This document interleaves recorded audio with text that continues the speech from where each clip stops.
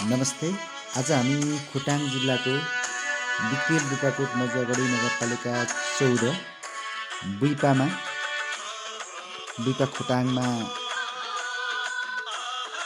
Football game हेर्न आइरहेको छ।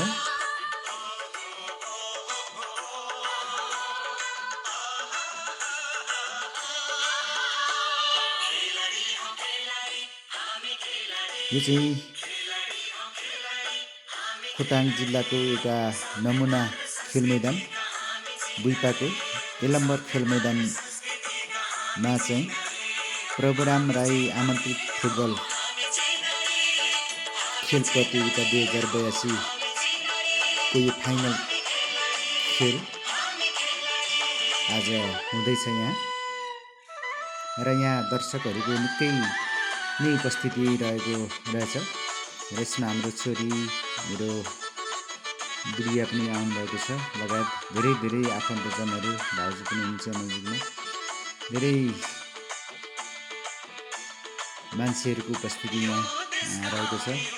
3वटा प्याराफिटमा मान्छे खचाखच भरिएर यहाँ खेलको मजा लिइरहनु भएको छ दृश्य अवलोकन गर्दै।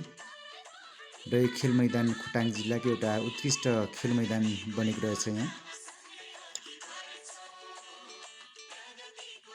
यो चाहिँ बुइपाको छिप्ती भन्ने ठाउँमा पर्दछ यो खेल मैदान।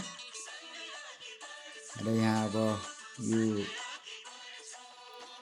प्रभुराम राई आमन्त्रित फुटबल प्रतियोगिता 2082 को यो फाइनल गेम सुरु हुन लागिरहेको छ।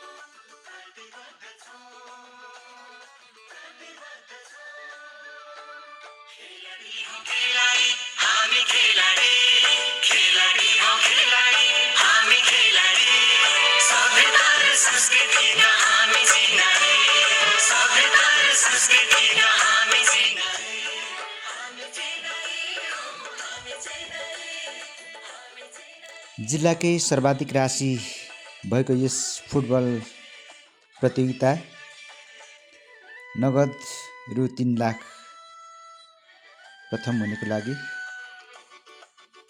पुरस्कारको व्यवस्था रहेको छ भने दोस्रो हुनेको लागि रु 1,51,000 र तेस्रो र सान्तवनाको लागि रु 50,000 रुपियाँ राशि भएको यस खेल निकै उत्कृष्ट रूपले यहाँ खेलिरहनु भएको छ।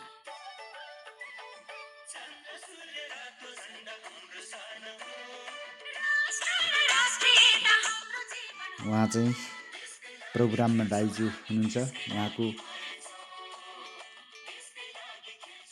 नाममा यो फुटबल गेम आफन्तहरूले गराइरहनु भएको छ प्रायोजन गरेर।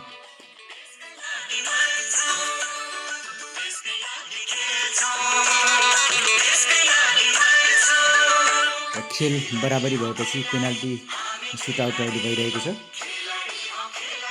एक गोल भएको थियो। खेल अहिले जितिसक्नु भएको छ। फुटबल अहिले विजेता बनिसक्नु भएको छ। अब नेर्पा स्पोर्ट क्लबले विजय हासिल गरिसक्नु भएको छ। यसको उपाधि जितिसक्नु भएको छ भने यसको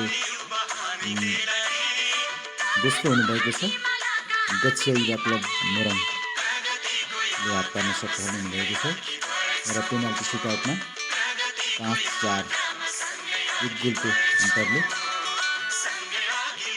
खेल जित्न सफल हुनुभएको छ नेर्पा स्पोर्ट क्लब। उहाँहरू सम्पूर्ण टिमलाई हार्दिक बधाई छ।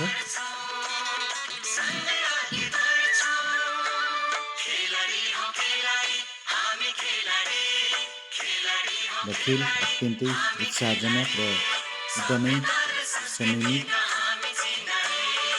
ढङ्गबाट सम्पन्न भएको छ। हामीले पनि हेर्ने अवसर पायौँ। आयोजक टिमलाई हामी धेरै धेरै धन्यवाद दिन चाहन्छौँ। र यति बेला हर्ष मनाइरहनु भयो।